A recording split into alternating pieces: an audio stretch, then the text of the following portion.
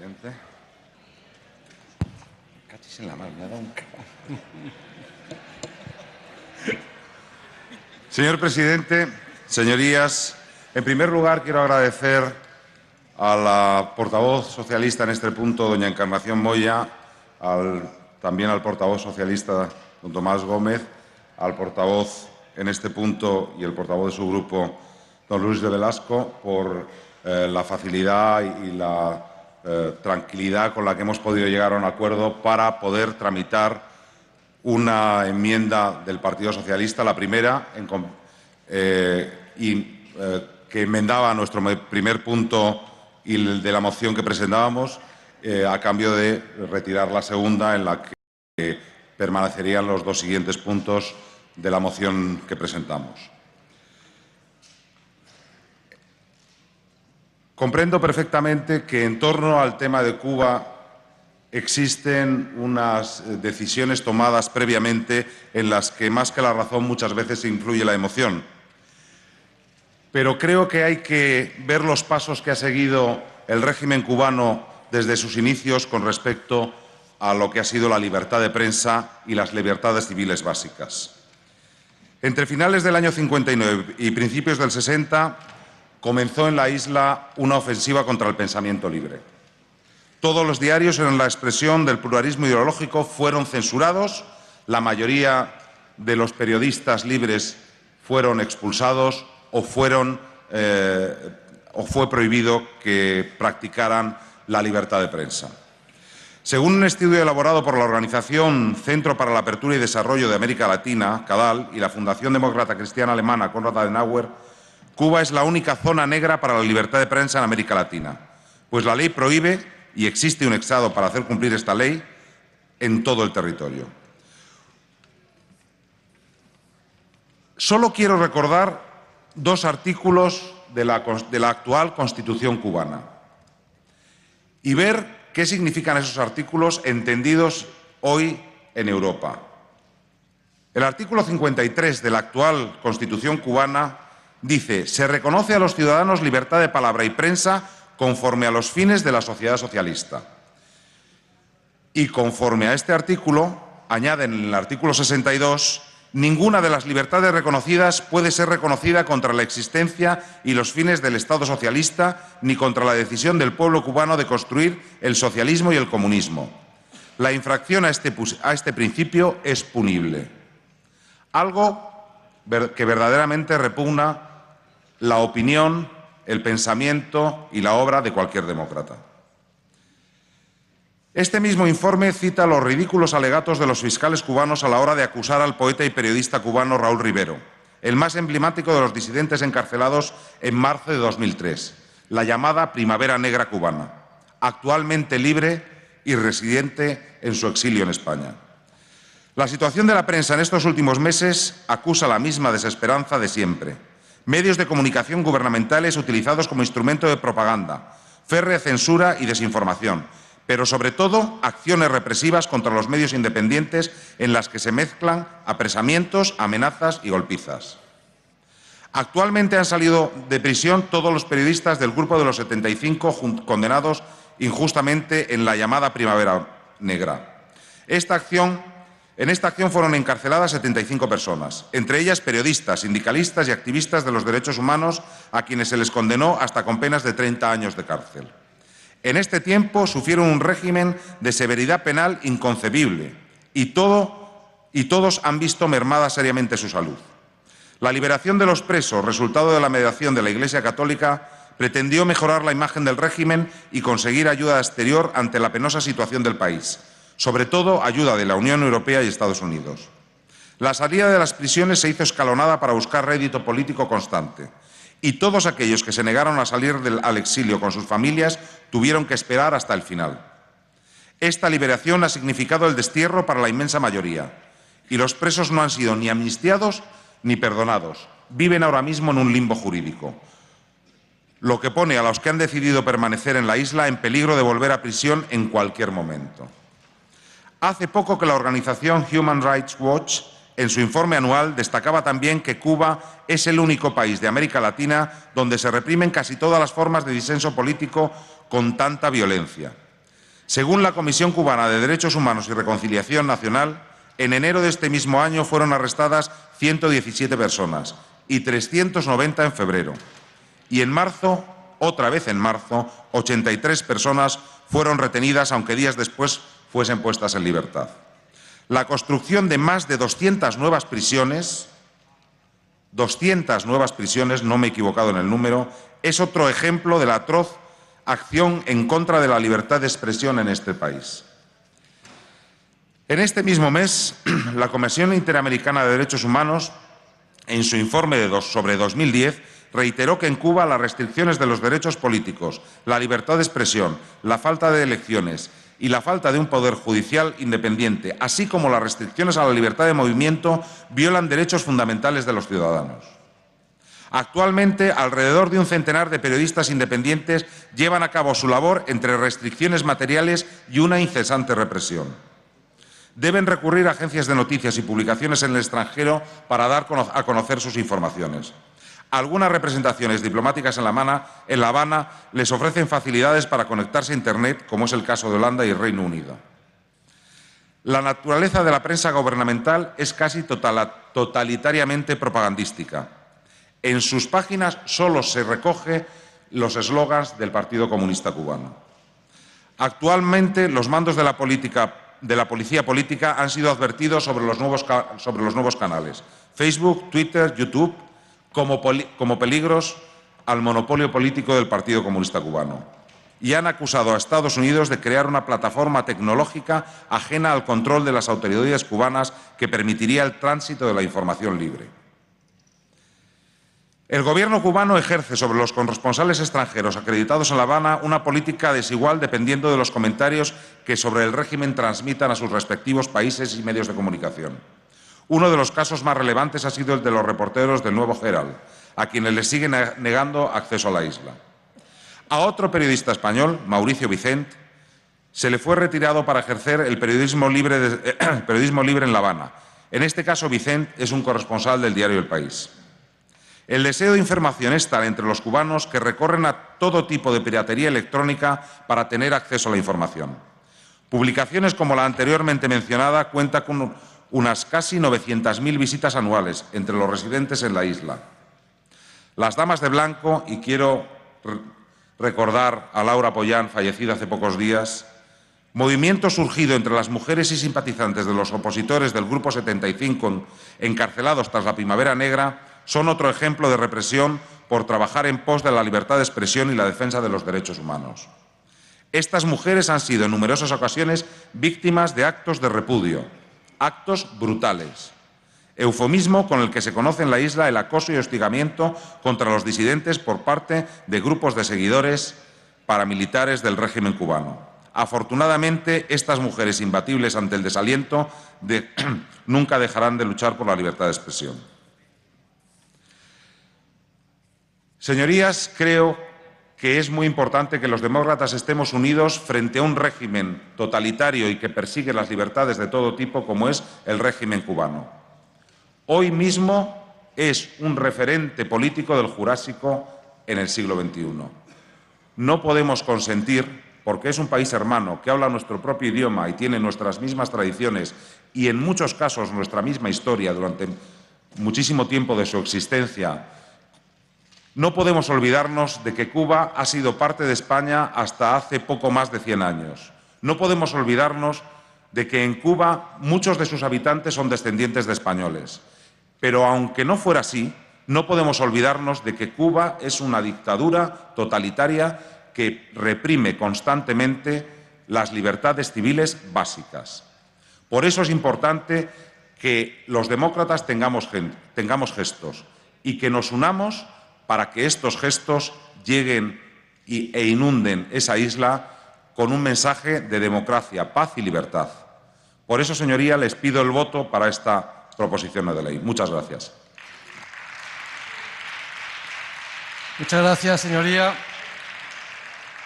Al haberse presentado enmiendas por parte del Grupo Parlamentario Socialista, tiene la palabra la señora Moya para su defensa por un tiempo máximo de 15 minutos.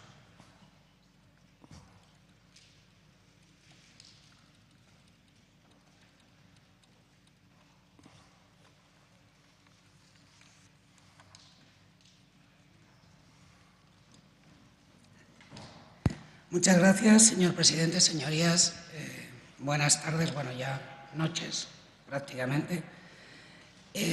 Trae el Grupo Popular una vez más a esta Cámara un asunto importante, pero que todos tenemos que reconocer que no es competencia de la Comunidad de Madrid. Aún así, como decía, dada la importancia del tema y de lo que nos preocupa y además ocupa a todos y especialmente al Gobierno de España en estos momentos, pues en esta ocasión creemos que es conveniente, y más después de lograr el acuerdo al que ha hecho ya referencia el señor Soler, pues nos podemos felicitar de debatir sobre este tema. En esta cuestión yo parto de una premisa que creo que es incuestionable y se ha demostrado hoy aquí, que es que todos los grupos parlamentarios defendemos la libertad de expresión y los derechos humanos. Y esto es lo que deseamos para Cuba. Por tanto, hay un objetivo común. Por eso hemos presentado enmiendas intentando precisamente conseguir el acuerdo que se ha alcanzado con el Grupo Popular y con los grupos de la Cámara para sacar adelante con el mayor consenso posible esta propuesta. Por tanto, satisfacción, creo, por el acuerdo alcanzado.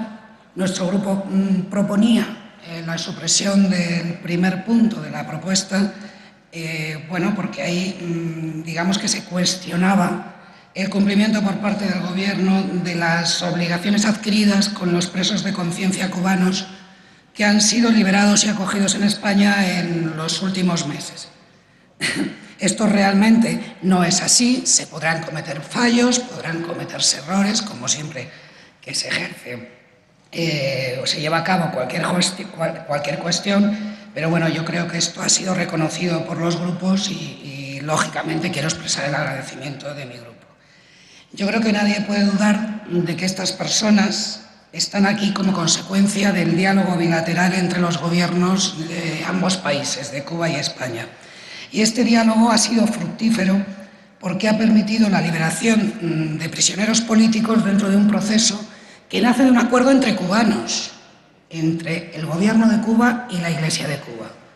El Gobierno de España lo que ha hecho ha sido contribuir en este proceso, desempeñando un papel de acompañamiento y de acogida humanitaria, acogiendo a estas personas en nuestro país, acompañadas además por aquellos familiares que manifestaron su voluntad de venir con ellas.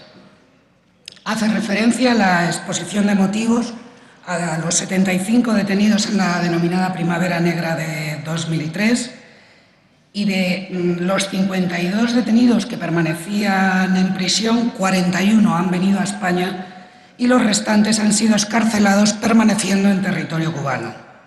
Además, viajaron a España otros 74 prisioneros de conciencia que estaban recogidos en las listas de Amnistía Internacional, de las Damas de Blanco y de algunas otras organizaciones de defensa de los derechos humanos. En total, señorías, se han desplazado a España un total de 115 excarcelados, acompañados por 647 familiares. El Gobierno de España planteó 3 premisas básicas para la acogida: que no hubiera ninguna duda sobre la condición de preso de conciencia, que no hubiera condena por delitos de sangre y que manifestaran expresamente su aceptación del traslado al territorio español. Todos y cada uno de los excarcelados y sus familiares se han desplazado a España de manera voluntaria y expresada por escrito. Los que no quisieron hacerlo simplemente no lo hicieron. Y es más, si algunos de ellos han querido trasladarse a otros países, a terceros países, se les han facilitado por parte del Gobierno de España los trámites para que pudieran hacerlo. Se habilitó, señorías, un dispositivo de acogida que atiende de manera integral a las personas que llegan a nuestro país. La atención se proporciona por la Cruz Roja Española, la Comisión Española de Atención al Refugiado y la Asociación Comisión Católica Española de Migración en base a los convenios firmados previamente con el Estado. Se ha diseñado un programa integral de atención a estas personas que comienza ya en La Habana y desde el mismo momento en que llegan a Barajas reciben asistencia médica y psicológica y son trasladados a diversos hoteles concertados por Cruz Roja, en los que cuentan con presencia permanente de personal especializado de las organizaciones colaboradoras. Es decir, traslado a España, asistencia en primera acogida, ayudas económicas de manutención y alojamiento, asistencia jurídica, asistencia psicológica, asistencia para la escolarización de menores, para la integración laboral y asistencia sanitaria y transporte. Como decía antes, señorías, con errores que siempre se pueden cometer, es evidente que el Gobierno cumple con las obligaciones adquiridas. Y creo sinceramente que a lo mejor muchos españoles firmarían por tener unas condiciones de vida similares en estos momentos. Plantea también la propuesta del Grupo Popular que el Gobierno no dificulte la convalidación de los títulos académicos, y sí que quiero expresar que el Gobierno no dificulta esa convalidación. El Gobierno lo que hace es atenerse a la normativa correspondiente para la convalidación de estudios, y lo hace en estos casos como lo hace en el de otras personas que vienen a España, bien como inmigrantes o por cualquier otra situación. Y de producirse retrasos, desde luego, se producen pues porque no está la documentación requerida para producirse esa documentación. Supongo que coincidimos todos en que no se pueden convalidar títulos académicos si no se pueden demostrar que se tienen, ¿no? Nadie permitiría que alguien ejerciera como médico, por ejemplo, sin haber demostrado fehacientemente que se está capacitado y formado para ello. Respecto a los puntos siguientes que figuran en la enmienda transaccional, pretenden instar a que el Gobierno manifieste o a que el Gobierno se comprometa con el trabajo con estas personas. Yo tengo que decir, señorías, que el Gobierno ya lo ha hecho y que tenemos que reconocerlo, y que lo ha hecho de la manera más eficaz que se puede hacer, con poca palabrería y con mucha actuación, que es realmente como se logran los objetivos. Porque el objetivo del Gobierno español es que en Cuba se produzca una evolución, con el concurso y participación de todos los cubanos, hacia el régimen político del que quieran dotarse ellos libremente y con pleno reconocimiento y disfrute de los derechos humanos y de los derechos fundamentales. Y para lograr este objetivo, el Gobierno utiliza dos instrumentos básicos: el diálogo y la cooperación al desarrollo. Ese diálogo hispano-cubano se materializa en reuniones periódicas entre ambos gobiernos, manteniéndose, por supuesto, siempre el respeto a la soberanía nacional, a la no injerencia y a la negociación como vía para la solución de diferencias. No se excluye ninguna cuestión. Se trata continuamente la situación de los presos políticos y la situación también del sistema penitenciario cubano. Se hace un seguimiento continuo desde la Embajada de La Habana de todos los casos de violaciones de los derechos humanos y las libertades en la isla. Y además se mantiene un contacto permanente con todos los sectores de la sociedad civil cubana, incluyendo la disidencia pacífica y el entorno de los disidentes políticos encarcelados.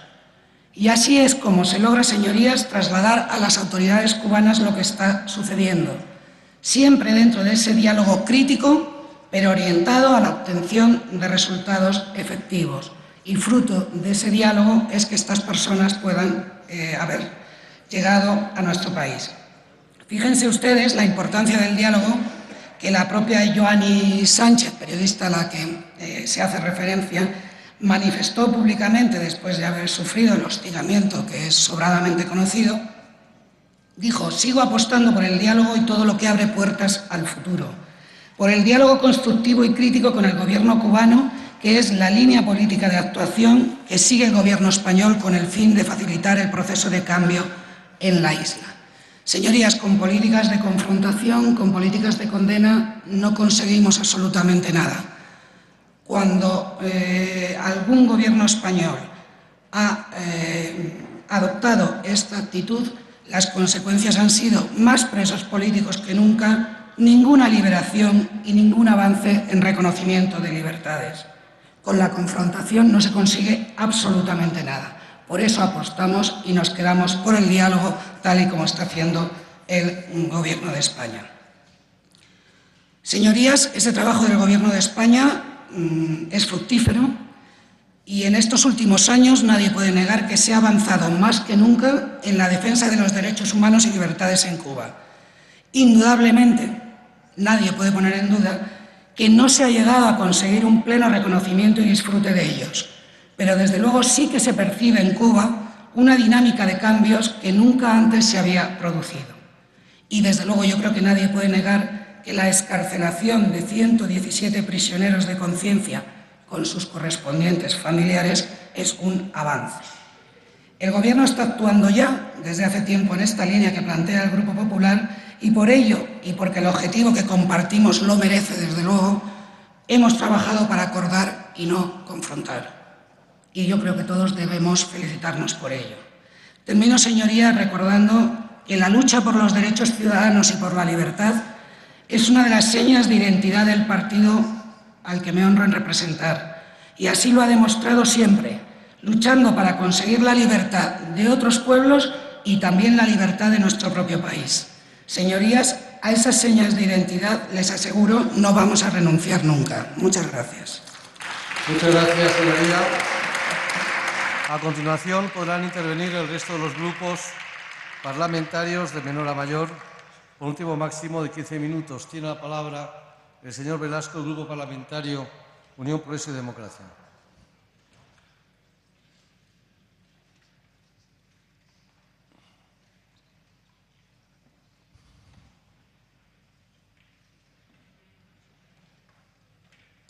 Muchas gracias, señor presidente. Señoras y señores diputados, brevemente, lo primero, manifestar que por parte de mi grupo celebramos la transaccional entre PP y PSOE.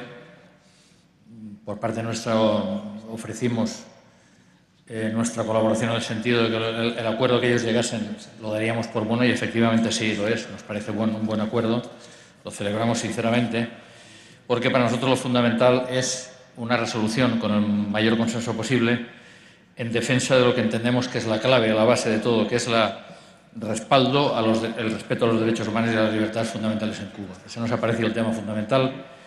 Nos ha parecido menos importante, permítaseme la expresión, el hacer reproches a un gobierno que nosotros, del que somos críticos en muchísimas cosas, creemos que ha realizado un trabajo apreciable, que ha llevado a cabo eso que se llama la diplomacia silenciosa, que muchas veces no tiene más remedio que ser silenciosa, en la que ha habido unos frutos, como ha dicho antes la portavoz del Partido Socialista, y que entonces lo fundamental de esta resolución, desde nuestro punto de vista, era centrarse en los puntos que se han recogido. Primero, que mantenga su apoyo a los presos liberados. Creemos efectivamente que ha habido un apoyo y, como ha dicho muy bien la portavoz del Parlamento Socialista, ha habido errores, pero ha habido un apoyo y entonces creo que es justo reconocerlo y, como es justo, nos parece adecuado que esté. Y después, el punto 2 y 3, bueno, efectivamente creemos que es un poco el nudo central de la resolución, aunque es un poco repetitiva, pero no lo que, en fin, vale la pena, es fundamentalmente el respeto y el apoyo al respeto a los derechos humanos y a las libertades fundamentales en Cuba, efectivamente. Como digo, celebramos la transaccional. Es un proceso complejo, sin duda, el proceso cubano. No es que lo conozca mucho, he estado alguna vez en Cuba por razones de trabajo hace ya tiempo, pero me parece que es un proceso difícil, sometido muchas veces a excesivas injerencias externas. Y yo creo que eso no es bueno.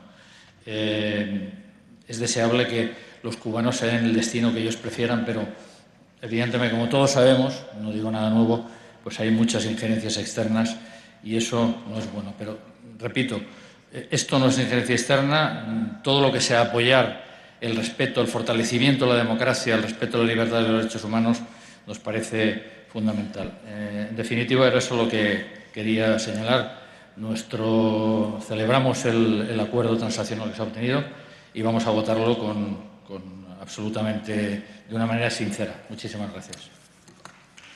Muchas gracias, señor Velasco.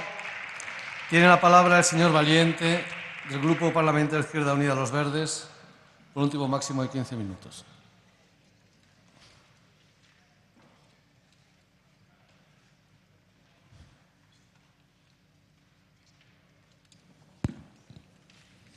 Muchas gracias, presidente. Quiero comenzar mi intervención manifestando mi extrañeza por la inclusión en el orden del día de esta PNL cuando otras iniciativas que hemos realizado desde el Grupo de Izquierda Unida, como la relativa a la reciente reforma de la Constitución, nos ha permitido debatirlas argumentando que son temas que exceden el ámbito de actuación de la Comunidad de Madrid. Es una doble vara de medir que deteriora lo que debía ser el normal funcionamiento de nuestra actividad parlamentaria. En todo caso, nos felicitamos que en esta Asamblea se debata sobre la situación de las personas refugiadas en España, aunque, como explicaré a continuación, tanto la forma como el contenido de esta proposición no de ley no podrían ser más desafortunados. Intentaré exponer la posición de mi grupo en los términos más claros y compartidos por todos para que entiendan que con esta iniciativa están haciendo un flaco favor a nuestro necesario compromiso compartido con la protección internacional. Permítame la ingenuidad de no renunciar con antelación a convencerles a todos ustedes. Son 3 los argumentos que desarrollaré en mi intervención. El primero, es necesario cumplir la ley, también en esta materia. El segundo, el derecho internacional y las resoluciones de Naciones Unidas deben respetarse. Y, en tercer lugar, otorgar un trato de favor a un determinado grupo de refugiados, de personas refugiadas, es un dislate moral, un auténtico dislate moral ante la situación que estamos viviendo todos los días en nuestro país y en el mundo. Comencemos con el primer argumento. Miren, uno de los pocos éxitos del proceso de armonización de las políticas europeas de asilo es el establecimiento de una normativa común en materia de condiciones de acogida y ayudas a los beneficiarios de protección internacional. La Ley 12/2009, que contó con el voto a favor tanto del Partido Popular como de los señores del Partido Socialista, con los que han acordado esa enmienda transaccional, ha traspuesto este mínimo común denominador a la normativa de nuestro país. Por último, y también hay que tenerlo en cuenta, mientras no se apruebe el reglamento de ejecución de la ley, siguen vigentes las órdenes ministeriales que regulan las condiciones y la cuantía de las ayudas de los solicitantes de protección internacional, refugiados y beneficiarios de una protección subsidiaria, sin diferenciar ni su condición profesional ni su nacionalidad, como por otra parte es lógico ante una realidad como la que vivimos en este ámbito. Dicho sea de paso, todo nuestro apoyo a la reivindicación de las organizaciones sociales que vienen reclamando que estas ayudas puedan cubrir con un mínimo de dignidad las necesidades básicas de sus beneficiarios, máxime en la difícil situación económica que venimos atravesando y cuando muchos de ellos se encuentran en situación de calle. Por otro lado, y esto lo conoce bien la presidenta Aguirre, que ha sido ministra de Educación, también nos lo han recordado con antelación, existe una compleja normativa sobre convalidación de títulos expedidos en el extranjero, con un largo procedimiento que está demorándose como media 3-4 años. Pues bien, ¿qué es lo que ustedes están pidiendo en concreto en el primer punto de su proposición no de ley? Que el ministro de Trabajo e Inmigración prevarique y, al margen del procedimiento y la normativa vigente, conceda ayudas a un colectivo muy determinado entre los miles de solicitantes de protección internacional, cuando la mayoría les están pasando canutas en este país. Que el ministro de Educación viole la ley de procedimiento administrativo y priorice la homologación de títulos sobre la de otros muchos extranjeros, entre ellos algunos refugiados en una situación mucho peor que la del colectivo al que aluden con su proposición no de ley. Señores, esto no tiene ni pies ni cabeza. El Estado, el conjunto de las administraciones públicas deben aplicar la ley con objetividad y otorgar ayudas o convalidar títulos a quien lo merezca y reúna los requisitos y punto. Creo que no es necesario añadir nada más sobre esto y si no estuvieran cegados por esa visión sectaria me daría la razón con toda seguridad. El segundo argumento que quería compartir con ustedes es que debe cumplirse el derecho internacional y el derecho a las resoluciones de Naciones Unidas y, por lo tanto, cesar el bloqueo criminal contra Cuba. Desde nuestro grupo nos parece que debatir sobre lo que está sucediendo en la región y no mencionar esta realidad produce necesariamente una distorsión que es inaceptable. Permítame que se lo exprese porque es nuestra opinión y nuestra visión. En algunos debates he escuchado a sesudos y conservadores analistas de política internacional, calificando poco menos que de cuento la continua alusión al bloqueo que hacemos los que defendemos la soberanía de Cuba. Lo califican de mero embargo comercial y que además solo sirve para apuntalar a la revolución. Bueno, pues hagámonos todos un favor y exijamos el final de esta actuación hostil, ilegal e inmoral. Pero es que además es importante mencionar que el bloqueo que tanto defienden ustedes no ha sido una actuación aislada. Al contrario, forma parte de una estrategia de quienes han querido mantener una dominación neocolonial junto a los privilegios de las minorías que les servían de fieles instrumentos en cada país. Esta estrategia ha provocado y provoca hoy en día una violación masiva y sistemática de los derechos humanos en toda la región con total impunidad. Y hablamos de derechos humanos. No veamos la paja en el ojo ajeno y realicemos un análisis riguroso de quienes han sido y son los mayores violadores de los derechos humanos. Escuche, porque aquí le voy a señalar y le voy a concretar algunas. De quienes organizaron en Panamá una escuela para enseñar prácticas de tortura a todos los ejércitos de América Latina y provocaron la desaparición de centenares de miles de personas. Y lo siguen haciendo hoy en Guantánamo, donde conducen en vuelos de la CIA con la escandalosa colaboración de algunos gobiernos occidentales a quienes secuestran en cualquier lugar del mundo. Hoy en día está ocurriendo esto. De quienes invadieron Santo Domingo, Haití, Granada, Panamá, Nicaragua y hoy siguen conspirando y organizando golpes de Estado en Venezuela, Bolivia, Ecuador, Honduras o contra el país que pretenda desde su soberanía construir otro modelo de sociedad. De quienes crearon el concepto de enemigo interno dentro de una doctrina de seguridad nacional que provocó genocidios como el de los pueblos mayas en Guatemala o la Unión Patriótica en Colombia y que hoy siguen dando cobertura a los regímenes que asesinan periodistas en Honduras y en la misma Colombia, hace una semana apenas. Por cierto, con el protagonismo de su querido correligionario, el liberal Álvaro Uribe, al que tanto premian, que no se limitó a actuar en Colombia, sino que organizó también aquí en España su red de espionaje y seguimiento a defensores y refugiados políticos, como están estudiando en este momento los tribunales de nuestro país. Por lo tanto, no apoyaremos nunca una proposición que no incluya y que no respete el derecho internacional. Y porque el terrorismo de Estado es una forma de terrorismo donde la impunidad es la regla dominante. Olvidarse de este contexto, del que les he puesto algunos ejemplos, no es nada neutral ni respetuoso con los derechos humanos. Y el terrorismo no puede pretender un precio político por el final de su chantaje, ni en Egipto, ni en España, ni en el Caribe. ¿O es que las víctimas del vuelo de Cubana de Aviación no merecen el mismo respeto que las del atentado de Lockerbie? ¿O los turistas ametrallados en los hoteles de Cuba de quienes lo fueron a orillas del Nilo? Por ponerles solo dos ejemplos, seguro que ustedes conocen muchos más. Un tercer argumento, creo que de sentido común, es que no se debe otorgar un trato de favor a un determinado grupo de refugiados. No hace falta irse muy lejos, a los campos de Kenia o a los campos de refugiados de Palestina. Si quieren, caminamos apenas 10 minutos, Avenida Pablo Neruda para arriba, y nos encontramos con el Centro de Acogida de Refugiados, con el CAR de Vallecas. Si les parece, enviamos ahora mismo una comisión de esta Asamblea. Hablamos con los residentes para que nos cuenten los dramas que han vivido, la guerra y la destrucción de Irak o Libia, el conflicto de Chechenia, la persecución política en Camerún, República Democrática del Congo. Miles de historias tan distintas que nos relaten las dificultades a la hora de ser reconocidos como refugiados en España, apenas un 5%, su falta de perspectivas laborales, la desarticulación de las familias, ya ni les digo las posibilidades de retomar una actividad profesional como la que desarrollaban en sus países de origen.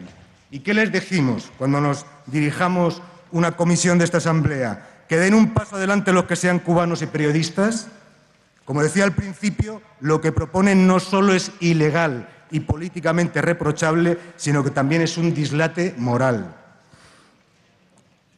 No sé cuál es su verdadera intención con esta PNL, si marcar posición política respecto a futuros acontecimientos, pero para que vean que no solo criticamos, sino que con ánimo constructivo también les vamos a proponer 3 alternativas. Si lo que quieren es criticar al Gobierno Zapatero por su falta de compromiso con los refugiados, olvídense de este caso concreto. No encontrarán ni un solo profesional que sepa de atención a los refugiados, que haya trabajado en este ámbito, que les pueda señalar un colectivo que haya disfrutado de mayores facilidades de desplazamientos, de un proceso de reconocimiento más rápido de asilo y de mayores ayudas en todo el proceso. Hoy día están muriendo miles de refugiados en los desiertos, en los mares, navegando en pateras, cosa que no ha ocurrido en este caso. Si quieren encontrar un incumplimiento flagrante y escandaloso, aquí les facilito uno: la imposición del visado de tránsito a los solicitantes de protección internacional de Siria. Sí, lo que oyen, hace 15 días, después de que llegaran no más de 50 personas a Barajas. Debe ser para acabar con el famoso efecto llamada. Vamos, una vergüenza más en el compromiso con los refugiados. Otra idea, por el contrario, si lo que quieren es arrimar el hombro de lo que debería ser una política de Estado, en lo que nosotros creemos, hace menos de un mes el Consejo de Ministros aprobó el primer grupo de reasentamiento para 100 refugiados en situación de riesgo.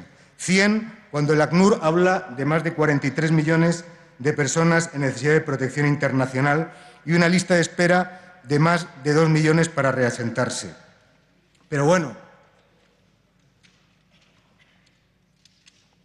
si tanto les preocupa el derecho de asilo, aprobemos por unanimidad una proposición para poner al servicio de este proceso la capacidad de acogida de la Comunidad de Madrid, no para los que nos caigan mejor o peor, que sea el ACNUR quien los seleccione. Y tenemos un magnífico centro, además, en el ayuntamiento que usted dirige, donde podría realizarse.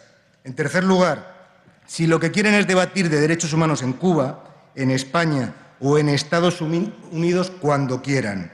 Una de las pocas cosas positivas, lo ha señalado la portavoz del Partido Socialista, del proceso abierto y que hemos visto en los últimos años, es el proceso de diálogos bilaterales, que habría que publicar porque son bastante clarificadores. Y como ustedes quieran, si quieren que hablemos de libertad de prensa, del acceso a la información, hablamos. Si quieren que hablemos de prisioneros políticos, hablamos de prisioneros políticos. De privaciones de libertad por la comisión de simples infracciones administrativas, hablamos. De malos tratos policiales y de tortura, hablamos. De desaparecidos que todavía están en las cunetas de nuestras carreteras, hablamos. Hablamos de lo que quieran y cuando quieran. Pero, por favor, hagan ustedes el favor, por dignidad y por respeto a los derechos humanos, no utilicen a los refugiados como excusa. Es innoble y, además, es inmoral. Quiero acabar mi intervención recordando a los 5 prisioneros políticos cubanos en los Estados Unidos por luchar contra el terrorismo y la seguridad del pueblo cubano. Hoy, afortunadamente, ya 4, porque uno de ellos ha sido puesto en libertad. Por todas estas razones, vamos a votar en contra de la proposición no de ley y, además, pedimos al conjunto de los grupos parlamentarios que reflexionen y que replanteen su posición, porque realmente ni es una resolución a favor del colectivo al que hacen ustedes referencia, con el que no tendremos ningún problema que reciban las mismas ayudas y la misma protección que al resto de la población, y además responde a una dinámica totalmente sectaria y dogmática. Muchas gracias. Muchas gracias, señoría. Señorías, se ha presentado por los grupos Parlamentario Popular y por el Grupo Parlamentario Socialista una enmienda transaccional que comportaría la retirada de las enmiendas presentadas anteriormente por el Grupo Parlamentario Socialista. ¿Se opone algún grupo parlamentario a su tramitación? Sí, por favor. Izquierda Unida se opone a su tramitación. Por tanto, al no haberse admitido a trámite, porque tiene que ser por el voto unánime de los grupos, al no haberse admitido a trámite la enmienda transaccional presentada por el Grupo Parlamentario Popular y por el Grupo Parlamentario Socialista, tiene la palabra el señor Soler Espía Uva para concretar si acepta o no las enmiendas presentadas por el Grupo Parlamentario Socialista y que iban a haber sido retiradas si se hubiese aceptado la tramitación de la enmienda transaccional. Señor presidente, nosotros habíamos llegado a un acuerdo con dos grupos políticos. Si el tercero no quiere tramitar la enmienda transaccional, nosotros mantendríamos la proposición no de ley tal y como la habíamos presentado. Lo que no quiere decir que estemos en la misma filosofía que nos había animado cuando transaccionamos con el Grupo Socialista. Nosotros permanecemos en nuestra posición redactada en la proposición no de ley que habíamos presentado y lo que pedimos a los grupos es que, no pudiéndose transaccionar por oposición de un grupo parlamentario en concreto, pudieran votar la proposición no de ley como estaba en un principio. Bien. La Presidencia entiende que, por tanto, el Grupo Popular no admite las enmiendas del Grupo Socialista y es el planteamiento original que vamos a votar, ¿no? Muy bien, muchas gracias, señoría. Concluido el debate, llamamos a votación.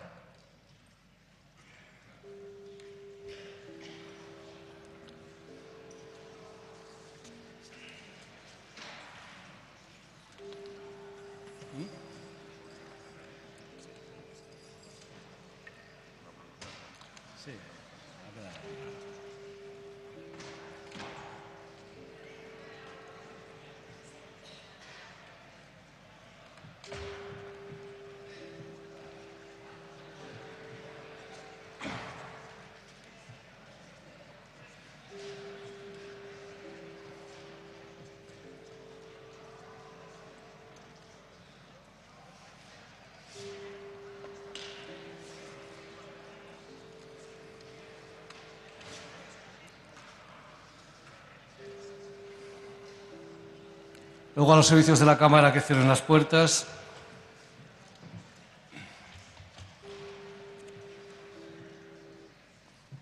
Comienza, señorías, la votación de la proposición no de ley 24.011, en los términos resultantes del debate.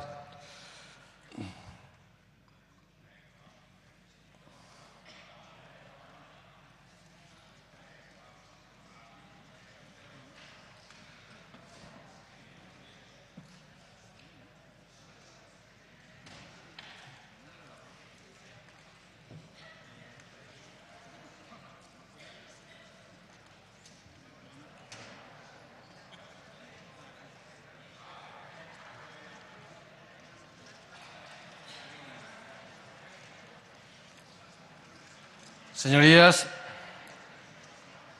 la votación es la siguiente. 170 diputados presentes,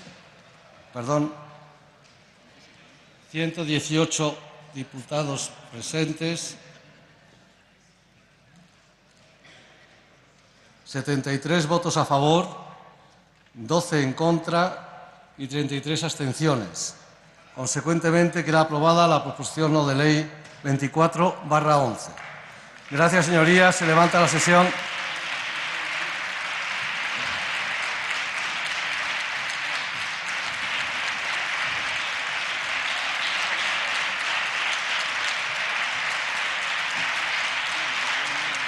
Bueno.